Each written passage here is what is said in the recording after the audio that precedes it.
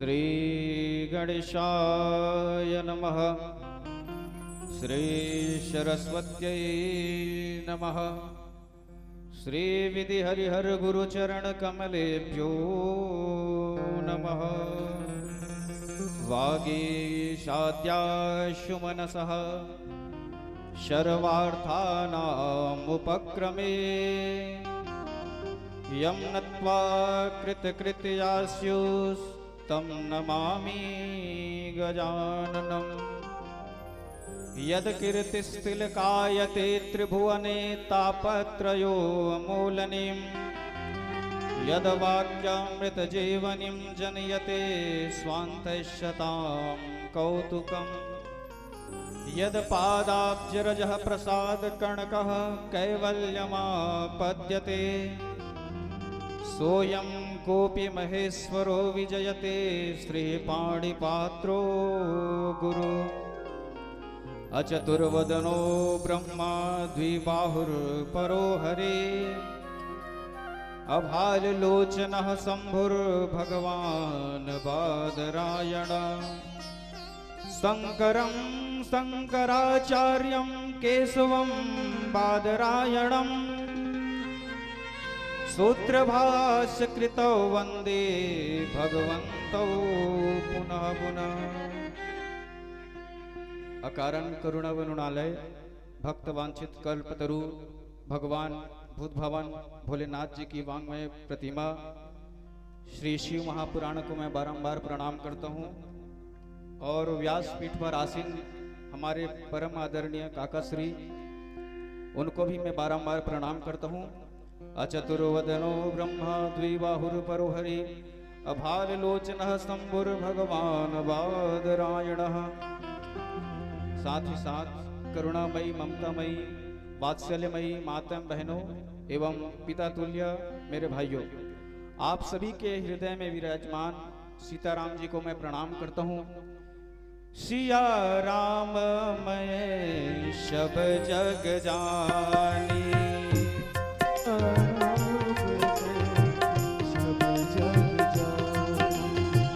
सिया राम मैं सब जग जानी जोरी जोग पानी करहु प्रणाम जोरी जोग। सिया राम मैं सब जग जानी करहु प्रणाम जोरी जुग पानी। सभी के हृदय में विराजमान श्री सीताराम जी को बारंबार प्रणाम करता हूँ और बड़ा ही सौभाग्य की बात है और मेरे हिसाब से तो ये बड़ा दुर्लभ ही सौभाग्य है क्योंकि 4 वेद 6 शास्त्र और 18 पुराण है जिसमें पुराण का तिलक कहा जाता है श्रीमद् भागवत महापुराण। तो मेरे हिसाब से ऐसा संयोग न आज तक मैंने देखा है न सुना है क्योंकि व्यास पीठ पर साक्षात भागवत जी विराजमान है। हमारे काका श्री का नाम है भागवत। तो आज आप लोग जो पुराण का तिलक है श्रीमद् भागवत महापुराण, तो आप भागवत जी के श्रीमुख से शिव महापुराण की कथा श्रवण पान कर रहे हो, इससे बड़ी सौभाग्य की बात हो ही नहीं सकती, ऐसा मेरा मानना है। भाग्योदयेन बहुजन्म समर्जितेन सत्संगमं चलभते पुरुषो यदा वै अज्ञान हेतु कृत मोह मदांधकार नासाय ही ततोदयते विवेकः। और जीव के जब जन्म जन्मांतर के पुण्यों का उदय होता है तभी उनको भगवान की कथा श्रवण पान करने का अवसर प्राप्त होता है। जन्मांतर भवित पुण्यम, एक जन्म की 2 जन्म की कौन बात कहे। आप लोग यहाँ आकर बैठे तो ये मत समझना कि इसी जन्म का पुण्य उदय हुआ है तो हमको भागवत सुनने के लिए, शिव महापुराण सुनने के लिए या राम कथा सुनने के लिए आए हैं, ऐसा नहीं है। जन्मांतर भवेत पुण्यम तदा भागवतम लभेत। जन्म जन्मांतर के पुण्यों का उदय होता है तभी कथा सुनने का श्रवण पान करने अवसर प्राप्त होता है। अभी आप लोग कितने लोग आए हैं सुनने के लिए? कमी है अभी। जनसंख्या कितनी है यहाँ की? क्योंकि अभी आप लोगों का भाग्य उदय हुआ है और 4-6 बजे तक सबको हो जाएगा, धीरे धीरे सब आ ही जाएंगे। तो बिनु सत्संग विवेक न होई, राम कृपा बिनु सुलभ न सोई। तो जब तक भगवान सीताराम कृपा नहीं करेंगे, भोलेनाथ कृपा नहीं करेंगे, तब तक आप लोगों के मन में कथा सुनने की भाव उत्पन्न नहीं होने वाली। और जिन पर भगवान की अति कृपा होती है, थोड़ी बहुत कृपा से काम चलने वाला नहीं है। अति हरि कृपा जाए पर होए, अति हरि कृपा जाए पर होए, पाव देहि मार्ग सोई। जिन पर भगवान की अत्यधिक कृपा होती है, उनका ही पैर कथा सुनने के लिए आगे बढ़ता है। नहीं तो घर में रहेंगे, पान ठेला में टाइम पास करेंगे, यहाँ आने वाले नहीं हैं, क्योंकि उन पर कृपा नहीं है। और जिन पर कृपा होती है, केवल वही आते हैं कथा सुनने के लिए। और कई लोग आ तो जाते हैं, कई लोग बोलते हैं कि कथा अच्छा नहीं लगता, तो इसमें उनके कोई दोष नहीं है। कुछ लोग बोलते हैं कि हमको कथा अच्छा नहीं लगता सुनने में, उनमें उनका कोई दोष नहीं है, उनका पाप प्रबल है।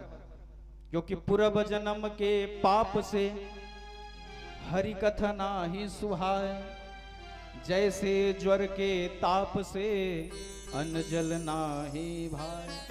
जैसे आपको बुखार है, मुंह कड़वा हो जाता है बुखार में, आपके पास 56 प्रकार के व्यंजन भी ला के रख दो, आप खाने वाले नहीं है। जैसे ज्वर के ताप से अन्न जल नाही भाए, वैसे जो पूर्व जन्म के पाप प्रबल होता है, इसलिए भगवान की कथा अच्छा नहीं लगता। लेकिन हम सब बड़े भाग्यशाली है जो यहाँ कथा श्रवण पान करने के लिए उपस्थित है, क्योंकि धन्य धन्य उस देश को, धन्य धन्य वह गांव, धन्य धन्य उस जीव को जो लेते राम का नाम।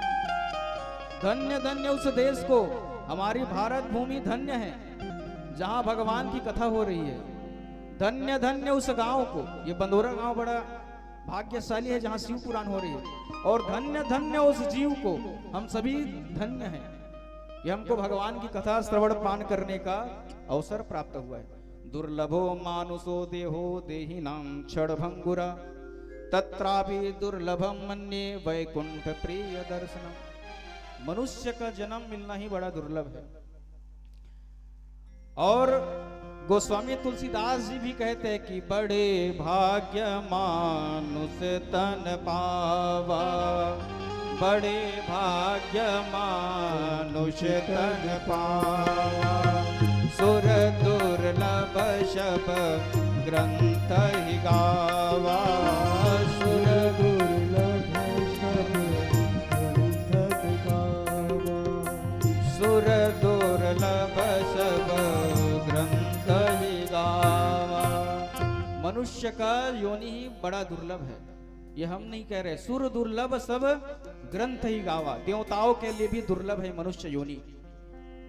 आप पुण्य करोगे, आप स्वर्ग मिल सकता है आपको, लेकिन मनुष्य योनि मिलना बड़ा ही कठिन है। 84 लाख योनियों में आने के बाद मनुष्य का जन्म मिलता है। किस लिए? खाने पीने सोने के लिए।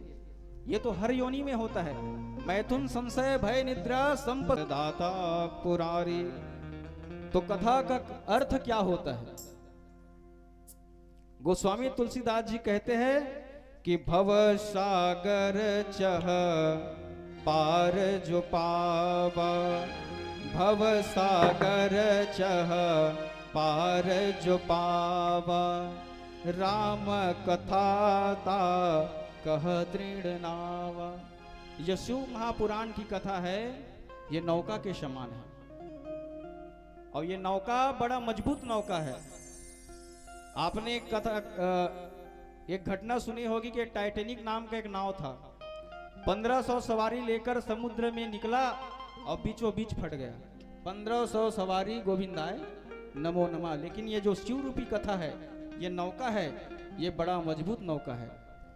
ये संसार ही सागर है, शिव महापुराण नौका है, और मनुष्य योनि उस नौका में पार होने का मौका है। इसलिए मौका को हम लोग को गंवाना नहीं है। तो आइए अपने वाणी को यही विराम देता हूँ। आगे की कथा हमारे व्यास जी महाराज के मुख से आप लोग श्रवण पान करेंगे। बोले शंकर भगवान की नमः। पार्वती पतये हर हर महा।